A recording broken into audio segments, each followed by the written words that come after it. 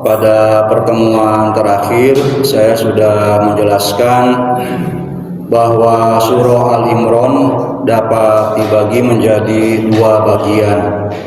Bagian yang pertama yang sudah kita kaji dari ayat 1 sampai 120 mengajarkan kita untuk teguh di dalam pemikiran.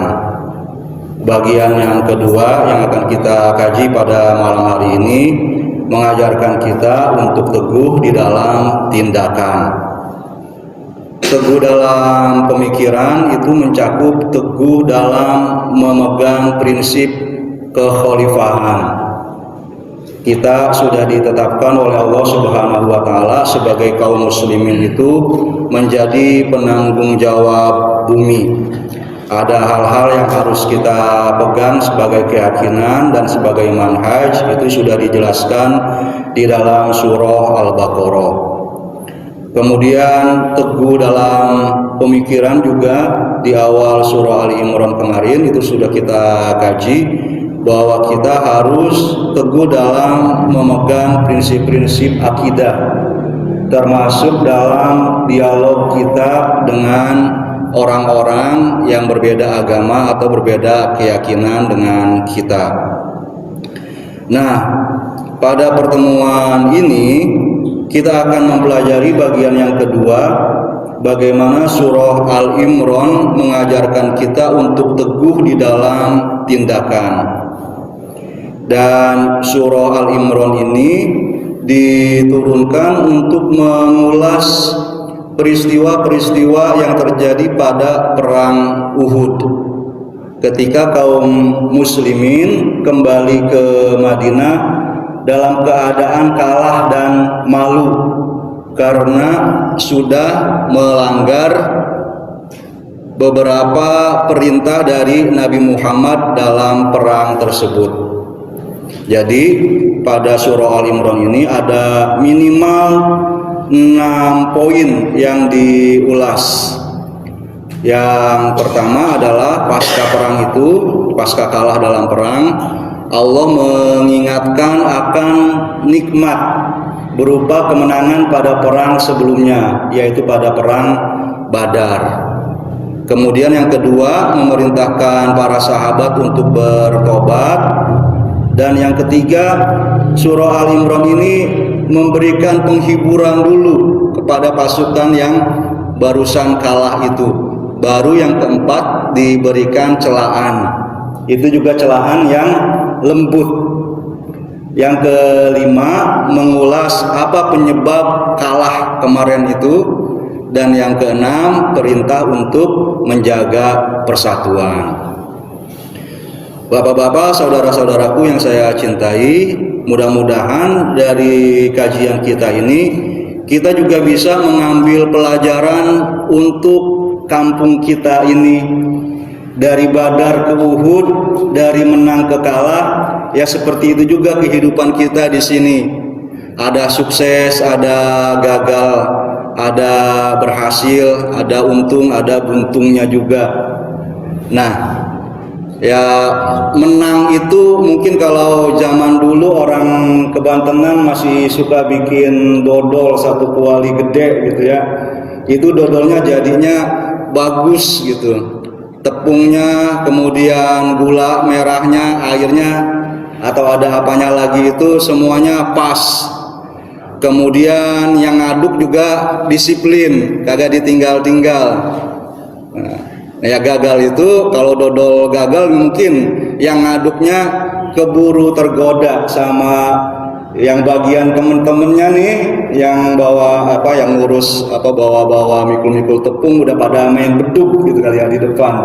Lah dia ngikut main ke sana jadi ninggalin nggak disiplin ngaduk itu, maka terjadi kekalahan. Tapi pada akhirnya ya seperti diajarkan teguh dalam pikiran, teguh dalam tindakan, kita harus menjadi seperti pohon kelapa gitu, yang akarnya kuat walaupun anginnya bertiup kencang itu dia enggak roboh. Bapak-bapak, saudara-saudaraku yang saya hormati, yang pertama Allah Subhanahu wa taala mengingatkan kita, bukan hanya para sahabat, akan nikmat-nikmat Allah Subhanahu wa taala. Karena barusan nyebutin dodol, mungkin ya orang Betawi itu suka punya adat juga bikin sayur santen penganten tuh ya, atau sayur asem dah. Kalau supaya rasanya enak itu kan bumbu-bumbunya harus pas gitu. Tapi walaupun kita mau bikinnya sayur asem, sayur santen, tapi harus tetap ada garamnya. Garam itu yang bikin semua sayur itu enggak hambar. Nah, dalam usaha kita juga garam itu adalah nikmat Allah Subhanahu wa taala tadi. Kita mau perang, persiapannya sudah harus matang. Kaum muslimin pada perang Badar itu ya sebenarnya kondisinya sangat lemah. Dari segi kuantitas jumlahnya kalah jauh dari kaum musyrikin Mekah. Ada riwayat bilang jumlahnya 313 lawan 1000 orang. Itu mah kayak ayam pitik lawan ayam jago gitu ya, atau ayam jago lawan burung elang gitu. Kekuatannya tuh nggak seimbang gitu bang.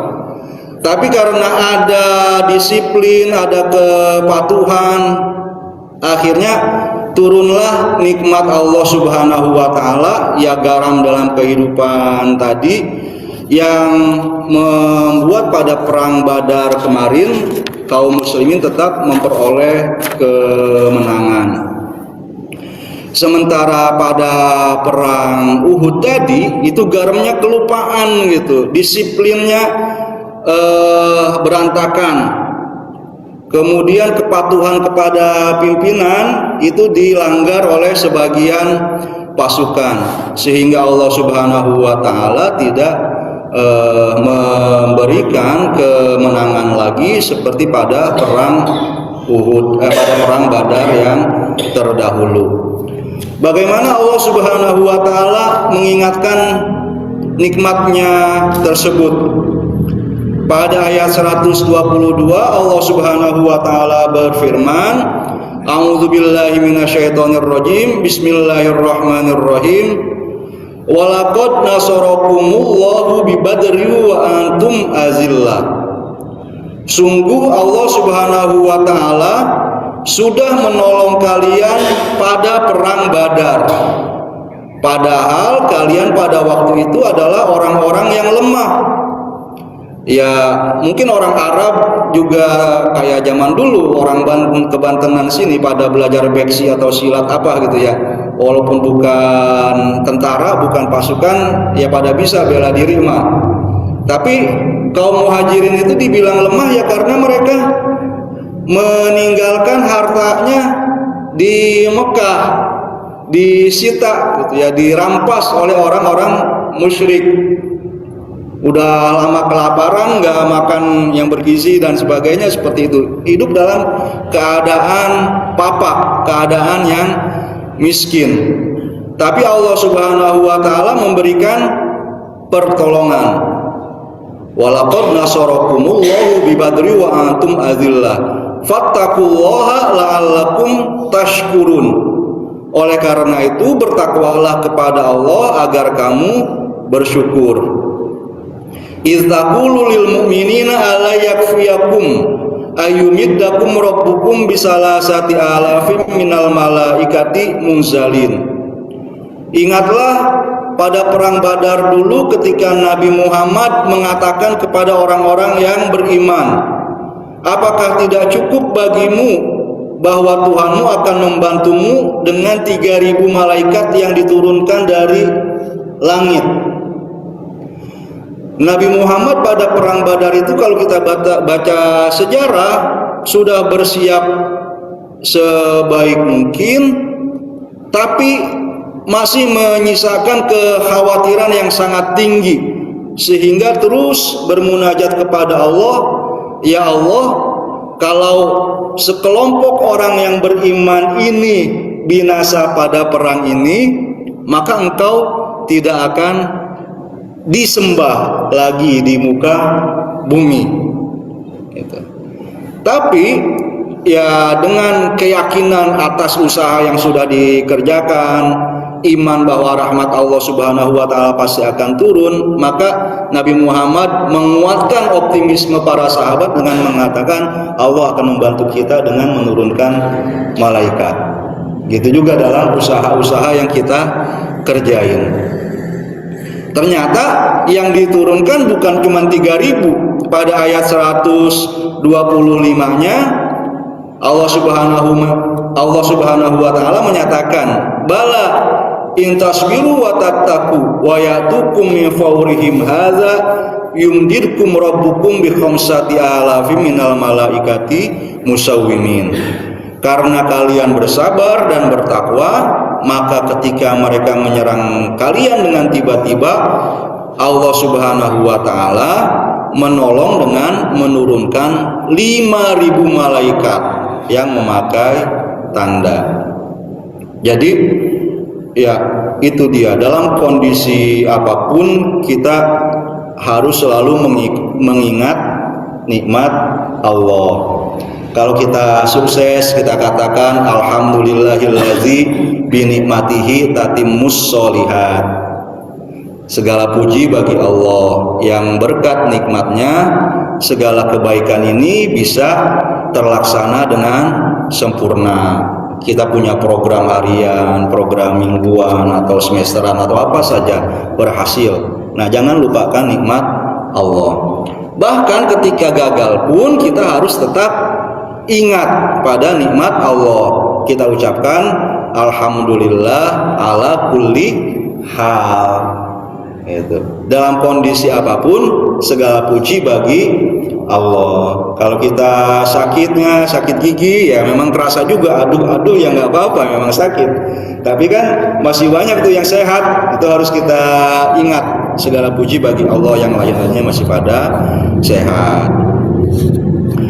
Kemudian poin yang kedua adalah perintah kepada pasukan yang kalah, kepada kita yang misalnya gagal dalam mencapai target kita, untuk bertobat, untuk mengakui adanya kelemahan dan kekurangan kita. Di Badar menang, di Uhud kalah, tapi Allah Subhanahu wa taala enggak langsung mencela, menyebutkan kesalahan. Kalau kamu tobat, maka aku tetap mengampuni kalian. Kalau kita lihat lagi misalnya ke kampung kita zaman dulu ya, itu kayaknya musola, masjid atau langgar itu enggak ditutup, enggak dikunci pintunya, karena belum ada kotak amal gitu yang takut diambil. Kalau sekarang mungkin ya ada banyak barang berharga gitu ya, sehingga perlu dikunci juga. Kalau zaman dulu makan enggak, malam-malam tuh siapa baik yang mau datang mau tidur boleh, apalagi mau sholat tahajud di langgar di musola gitu Bang. Bukannya itu nama tempat, bukannya nama kerjaan itu. Sholat tahajud di langgar, kalau itu kerjaan berarti nggak dikerjain. Nah, seperti itu juga Allah Subhanahu wa taala kepada kita. Allah Subhanahu wa taala itu nggak menunggu kita sempurna baru boleh datang berdoa, berzikir, tilawah Quran atau sholat. Dalam keadaan diri kita merasa rusak karena banyak dosa, banyak maksiat, nggak ada sebenarnya penghalang bagi kita untuk datang kepada Allah.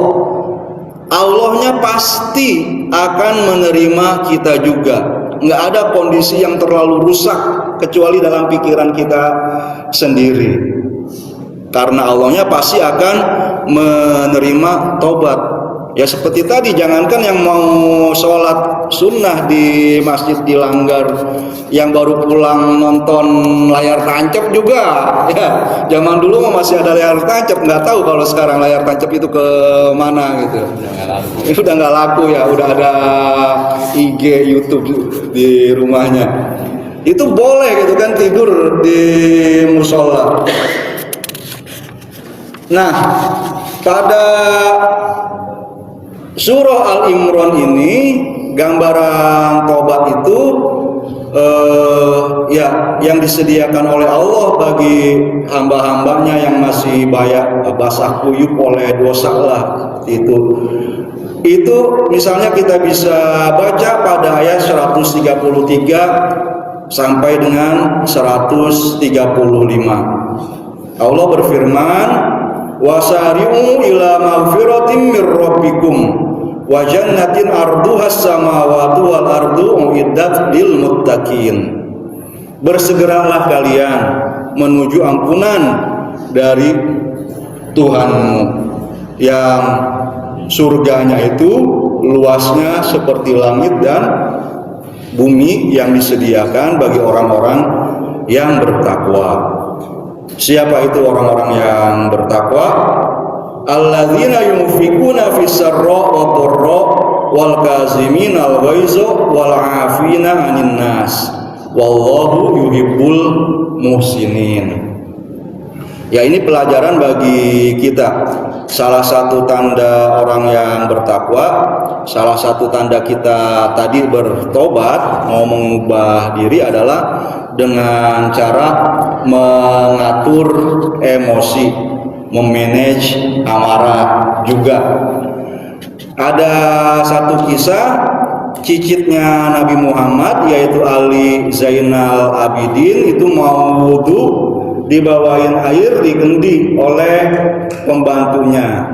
Kemudian mungkin karena licin itu kendi lepas dari tangan si pelayan sehingga mengenai wajah Ali Zainal Abidin. Ali Zainal Abidin mengangkat mukanya, tapi pelayannya ini pinter, yang ngerti ayat Al-Quran, sehingga dibaca ayat Al-Imran ayat 134 tadi. Wal kaziminal ghaiza. Orang yang bertakwa itu adalah orang yang bisa meredam amarahnya. Kata Imam Ali dengar pembantunya baca ayat itu, iya, saya tidak akan memarahi kamu. Wal afina 'anil nas. Diterusin, dia memaafkan juga. Kata Ali Zainal Abidin, iya, saya maafin kamu. Wallahu yuhibbul muhsinin. Dan Allah itu suka sama orang yang berbuat baik. Zaman dulu masih ada perbudakan ya, si pembantu itu statusnya masih budak. Walaupun dia berbuat kesalahan seperti itu, karena dia baca wallahu yuhibbul muhsinin, Imam Ali Zainal Abidin bilang, iya, sekarang kamu saya bebaskan, kamu jadi orang yang merdeka. Ini jadi pelajaran bagi kita juga, bahwa ya kita harus menurunkan ego kita. Misalnya kalau jadi suami, ya enaknya mah bangun tidur sudah diseduhin kopi atau teh ya sesuai keinginan kita. Tapi kan kadang-kadang yang nyeduhin juga punya banyak kesibukannya pagi-pagi gitu. Nah, ya kita seduh sendiri. Poin berikutnya adalah Allah Subhanahu wa taala itu menghibur pasukan yang baru kalah. Di ayat 139 Allah berfirman, wala tahinu, janganlah kalian merasa lemah, wala tahzanu, jangan juga merasa sedih, wa antumul a'launa in kuntum mu'minin. Status kalian itu tetap menjadi yang paling tinggi, paling luhur di dalam pandangan Allah Subhanahu wa taala selama kalian menjaga keimanan kalian. Saya ingat ayat ini dibacain sama penceramah dari Palestina di 2 Ramadan yang lalu ya. Kita sudah hampir nyampe ke Ramadan lagi nih. Jadi saya jadi penerjemahnya di Serang, dan justru saya yang curhat ke orang Palestina itu. Saya bilang ke dia, saya nonton video-videonya aja itu jadi ngerasa burn out gitu ya, kalau kata anak zaman sekarang, merasa lelah banget nih secara spiritual karena nggak bisa bantu apa-apa, kayak sia-sia ngajar di kampus atau taklim di masjid seperti ini sementara nggak bisa berikan bantuan kepada ya saudara-saudara di Palestina. Dia ngutip ayat yang barusan. Kami sendiri di sana ya terus berjuang semampu kami. Kondisi seperti sekarang ini tidak meruntuhkan semangat karena Allah bilang selama kami menjaga keimanan, menjadi orang yang beriman, itu kami tetap luhur derajatnya di dalam pandangan Allah. Jadi ya Allah Subhanahu wa taala itu lihat prosesnya ya, enggak memperhatikan atau enggak menilai berdasarkan apa hasil dari kerja kita. Di 140 Allah Subhanahu wa taala berfirman, "Iyam saskum korhun faqad massal qauma korhum mithlu." Jika kalian pada perang Uhud ini mendapatkan luka, maka mereka pun pada perang Badar dulu mendapatkan luka yang serupa. Ya, ini menjadi pembangkit semangat sebenarnya. Ya, kalau atlet-atlet sedang bertanding itu dia sudah main 2 set, misalnya rubber set ke set ketiga, kayak capek banget, harus mikir ya, yang capek bukan saya sendiri, lawan saya juga pasti sama capeknya dengan saya. Watil kal ayam nudawiluha bainan nas. Menang dan kalah itu adalah hari-hari yang dipergilirkan di antara manusia. Kemudian pada ayat 142 Allah Subhanahu wa taala dalam menghibur para sahabat itu tetap mengingatkan kepada surga, dan surga itu harganya mahal. Am hasibtum an tadkhulul jannah walamma ya'lamillahu allazina jahadu minkum wa ya'lamas sabirin. Apakah kalian berpikir akan masuk surga padahal belum terlihat oleh Allah siapa orang-orang yang benar-benar berjihad dan bersabar di antara kalian. Itu dia yang ketiga. Poin yang keempat pada surah Al-Imran ini, barulah setelah Allah Subhanahu wa taala mengingatkan nikmat, menyuruh tobat dan memberikan penghiburan, bukan kamu saja yang lelah gitu kan, walaupun kamu lelah tapi nanti surga menanti. Baru yang keempat diberikan celaan, dan celaannya memang sangat lembut gitu. Di ayat 143 Allah berfirman, walaqad kuntum tamannawnal maut min qabli an talqaw faqad ra'aytumuhu wa antum tanzurun. Segitu aja. Kan pada perang Uhud itu Nabi Muhammad pada awalnya mengajak bertahan di kota gitu. Tapi sebagian sahabat yang nggak diajak perang Uhud merasa itu kurang kurang maknyus lah gitu, karena pada perang Badar yang terdahulu banyak yang meninggal itu mati syahid karena perangnya perang ketemu gitu, bukan perang dari jauh. Iya, dari jauh, bukan bertahan menjaga tepungan aja gitu.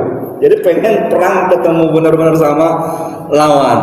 Lantas diturutin keluar dari Madinah sampai ke Uhud gitu ya. Mudah-mudahan nanti yang sudah umroh, sudah haji bisa ke sana lagi, yang belum bisa lihat seberapa jaraknya tuh dari Madinah, Masjid Madinah ke Uhud itu.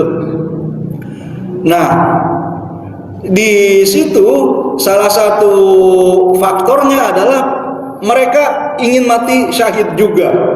Walaupun kuntum tamannaunal maut. Dulu karena ketinggalan perang Badar gitu, banyak yang merasa iri bahkan kepada yang meninggal dunia. Mereka sudah mati syahid. Sekarang ini ada kesempatan perang lagi, ayo gitu kan. Mati juga nggak apa-apa. Ternyata gitu kan, pada saatnya melihat kematian, ancaman kematian itu di depan mata, rasa gentar itu muncul. Sekarang waqad ra'aitumu, ini ancaman kematian sudah ada di depan mata kalian. Mengapa pada kocar kacir? Padahal Nabi Muhammad masih teguh dalam perang. Jadi kalau kata kita mah ini cuma sindiran doang sih sebenarnya ya, bukan benar-benar celaan, bukan dimarahin gitu karena melakukan kesalahan, kesalahan yang besar.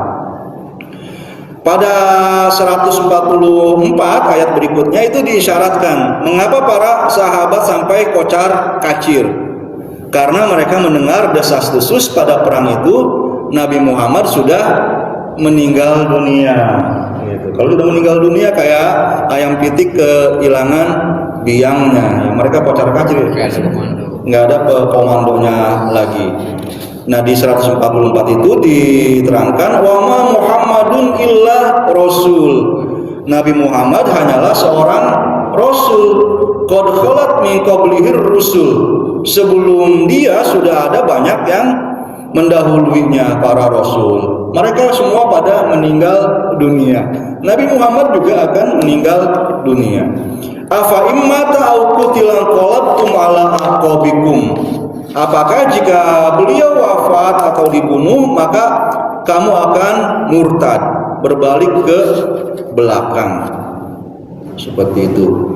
Jadi ya disiplin itu harus tetap dijaga untuk membela prinsip, bukan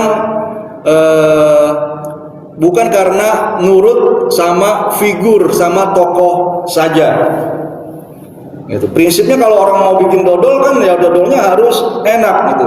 Jangan gara-gara mati lampu misalnya takut di kegelapan, lantas yang bagian ngaduknya panik ninggalin posnya, ya jadi gosong itu dodol tadi.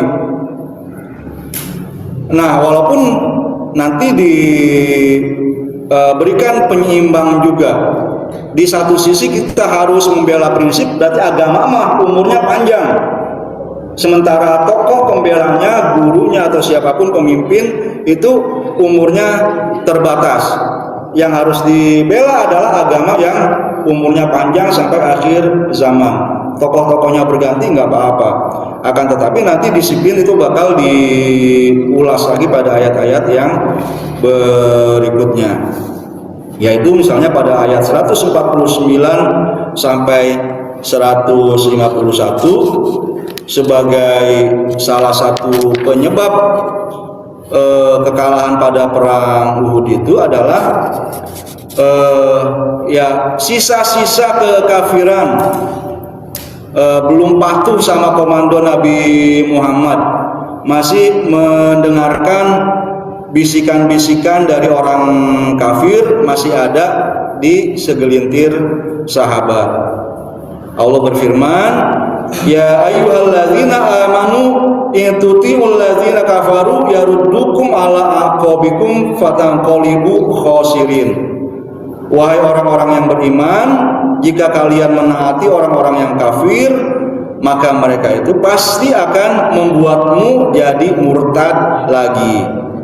Apakah kamu akan kembali menjadi orang-orang yang merugi? Balillahu maulakum. Ketahuilah bahwa Allah lah itu yang menjadi pemimpin kalian. Wa huwa khairun nasirin. 152, 153 menyebabkan faktor berikutnya, yaitu tergoda pada ghanimah. Allah berfirman, walaqad shadaqakumullahu wa'dahu idza hussunahum biizni. Allah telah memenuhi janjinya ketika kamu bisa membunuh musuh-musuhmu dengan izinnya. Hatta idza fashiltum wa tanaza'tum fil amri wa asaitum min ba'di ma arakum ma tuhibbun.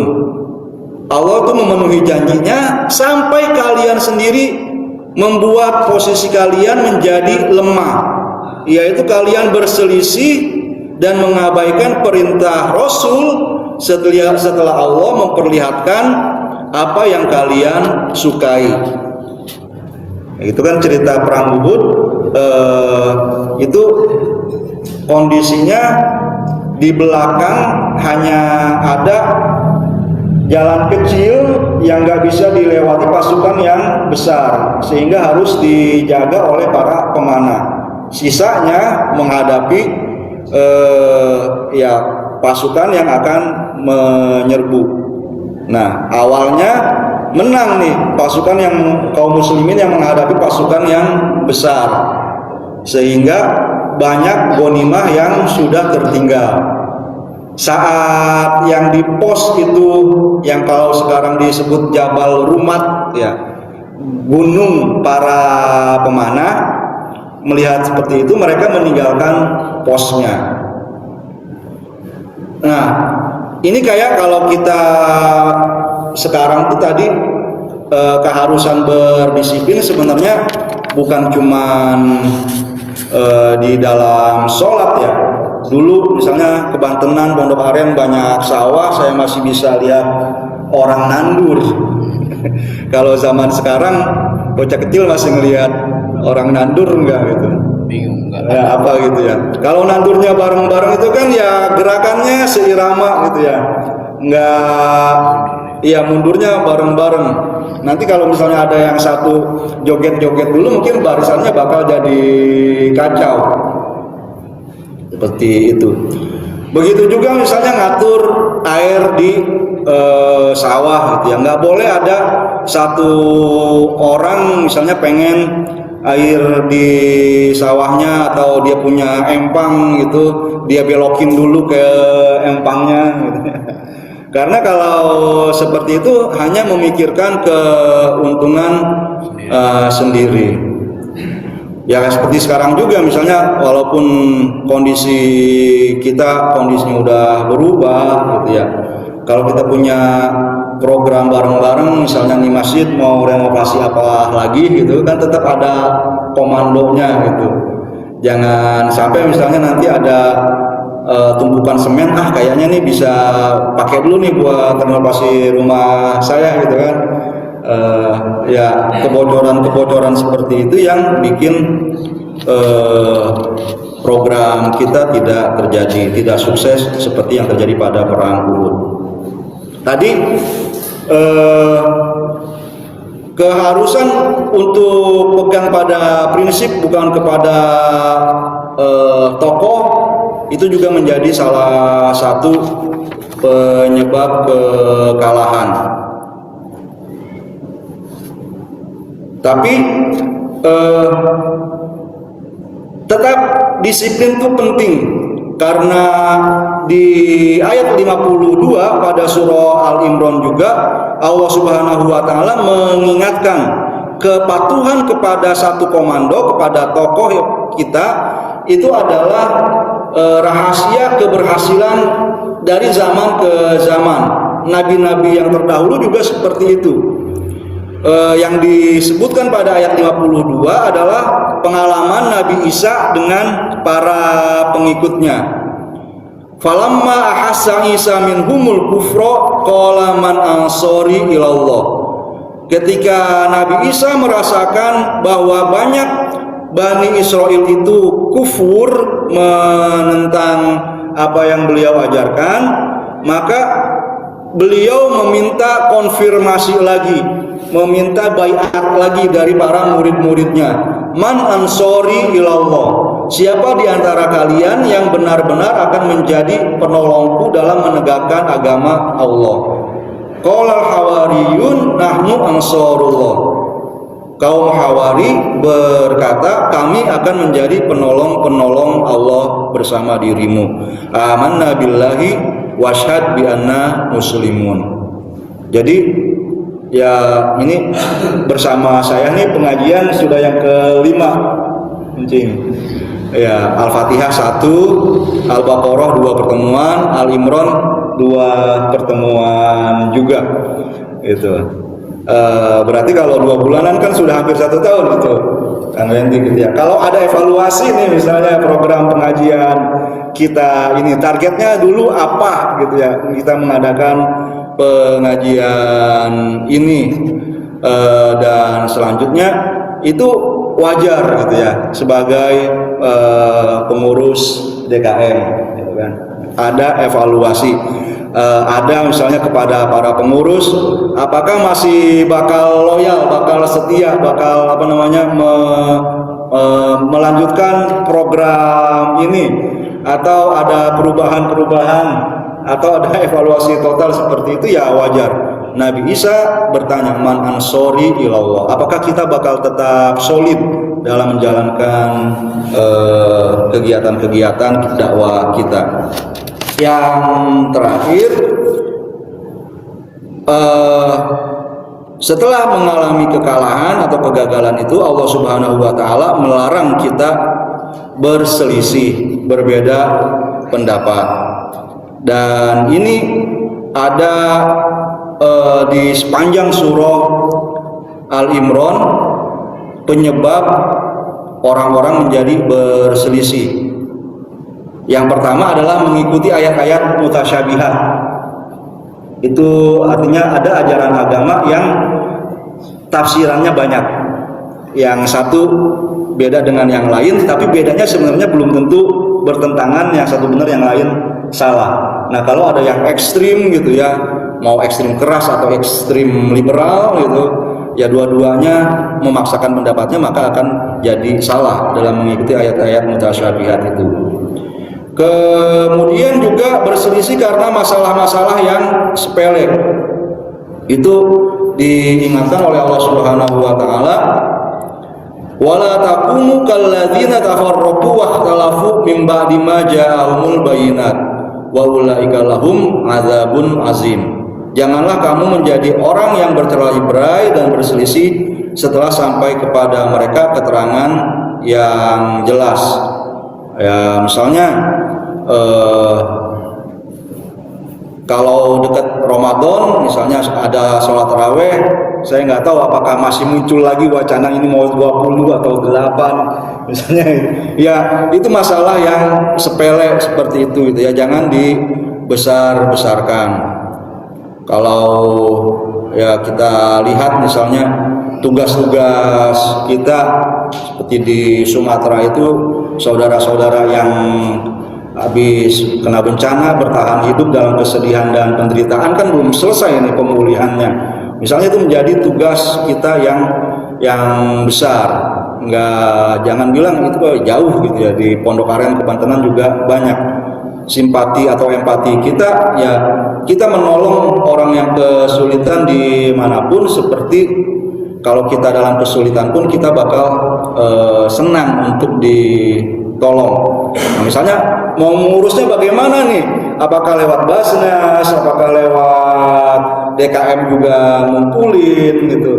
Ya kalau ada satu keputusan, ya udah kita nurut walaupun ada pikiran yang lain, karena semuanya bisa jadi benar. Masalah teknis itu bisa dianggap menjadi yang sepelenya. Penyebab perselisihan yang lain adalah riba. Itu yang disebut di surah Al-Imran ini. Ya ayyuhalladzina amanu la ta'kulur riba ad'afan mudha'afa. Jangan kalian makan riba yang berlipat ganda. Kalau nonton video KDM itu ada Bang Emok. Saya nggak tahu kalau di Pondok Aren Kebantenan ini masih ada rentenir yang keliling atau enggak gitu ya. Masih ada. Ya, nah itu adalah riba yang berlipat ganda gitu. pinjol juga yang modern itu, yang bukan keliling juga, itu pasti akan menjerat orangnya kepada kemiskinan. Dan supaya tidak berselisih berarti harus bermusyawarah. Di ayat 159, fa'fu anhum wastaghfir lahum wasyawirhum fil amr. Sebagai penutup dari kajian ini tentang nama Al-Imron, keluarganya Imron. Imron di sini sebenarnya kisahnya nggak disebut sama sekali yang laki-laki. Yang disebut adalah dua perempuan, yang satu adalah istrinya Imron, yang satu lagi adalah anak perempuannya, Maryam binti Imron. Ya. Nah, itu karena dua-duanya adalah figur walaupun perempuan tapi sangat teguh dalam beragama.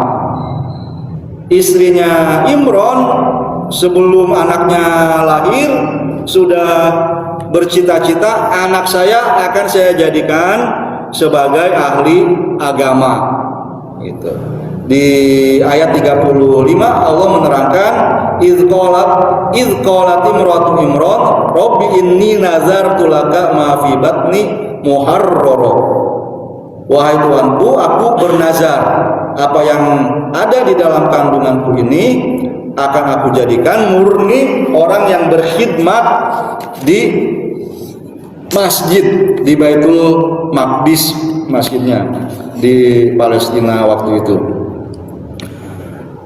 Kemudian kalau keteguhan Maryam itu juga diterangkan dalam surah lain, surah At-Tahrim ayat 12, wa Maryam ibnata Imran allati ahsanat farjaha. Maryam putri Imran yang punya anak padahal tidak punya suami itu diterangkan adalah orang yang menjaga kesuciannya. Nah, ini juga menjadi faktor yang penting dalam keteguhan beragama bagi putra-putri kita. Nah, ini menjadi pelajaran bahwa kaum perempuan itu sangat penting dalam hal dakwah, dalam hal menyejahterakan masyarakat sehingga bahagia di dunia, selamat di akhirat. Ya, sebagai orang tua, sebagai saudara, kita harus menjaga istri, menjaga anak perempuan, menjaga kakak adik kita yang perempuan, sehingga mereka menjadi figur-figur seperti istri dan putrinya Imron ini.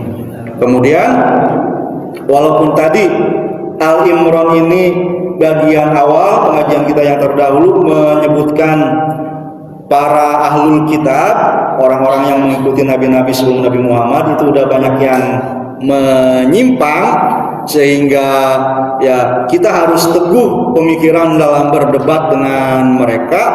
Tapi surah yang memerintahkan tersebut dinamai dengan figur dari kalangan mereka, dari kalangan Bani Israel itu.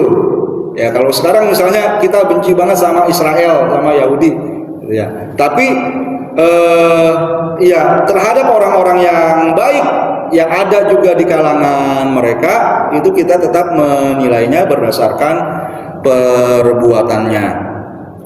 Ya, pasti para perempuan di Kebantenan ini juga sudah menjadi para perempuan-perempuan yang tangguh gitu ya, yang bangun subuh masak untuk anak sekolah, sebagian jualan mungkin di pasar atau jual nasi uduk atau apapun di rumah, atau keliling buat nambah-nambahin bayar SPP.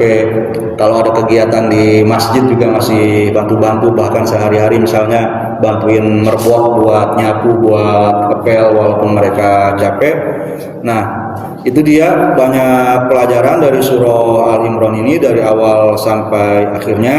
Mari kita menjaga supaya nilai-nilai yang baik itu gotong royong, kepatuhan kepada pimpinan kita, menjaga persatuan dan sebagainya jangan sampai luntur, sehingga kita bisa menjadi kaum muslimin yang baik imannya, kemudian ukhuwahnya juga dalam menyukseskan program-program kita itu ukhuwah yang solid dan kuat.